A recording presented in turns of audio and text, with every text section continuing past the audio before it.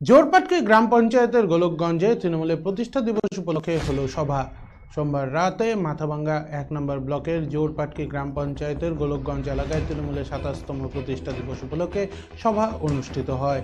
এই সভায় উপস্থিত ছিলেন তৃণমূলের জেলা চেয়ারম্যান গিরীন্দ্রনাথ বর্মন, প্রাক্তন মন্ত্রী হিতেন বর্মন, মাথাভাঙ্গা ১ নম্বর ব্লকের সভাপতি মহেন্দ্র বর্মন, অঞ্চল সভাপতি কেশব চন্দ্র বর্মন প্রমুখ। এদিন বিভিন্ন বক্তা আসন্ন লোকসভা নির্বাচনে তৃণমূলের পাশে থাকার আহ্বান জানান এবং বিজেপির সমালোচনা করেন। এদিন জোরপাটকি গ্রাম পঞ্চায়েতের অঞ্চল প্রধান কেশব চন্দ্র বর্মন বলেন, এদিন সেখানে বস্ত্রদান করা হয় এবং সেখানে বহিরাগত শিল্পীদের নিয়ে অনুষ্ঠান করা হয়। তৃণমূল আমাদের জোরপাটকি অঞ্চল তৃণমূল কংগ্রেসের পরিচালনায় আজকে সর্বভারতীয় তৃণমূল কংগ্রেসের ২৭তম প্রতিষ্ঠা দিবস উদযাপন উপলক্ষে আজকে আমাদের এই অনুষ্ঠান। সকালবেলা প্রত্যেকটা অঞ্চলের আমাদের প্রত্যেকটা বুথে বুথে দলীয় কার্যালয়ে আমরা পতাকা উত্তোলনের মধ্য দিয়ে এবং রাজনৈতিক বিশ্লেষণ করা হয় এবং সন্ধ্যাকালীন আমাদের ছিল গরিব মানুষের বস্ত্র বিতরণ অনুষ্ঠান।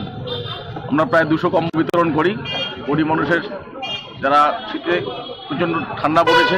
তৃণমূল কংগ্রেসের প্রতিষ্ঠা দিবস, তাহলে দলের ২-৪টে কথা কোয়াই খাবে।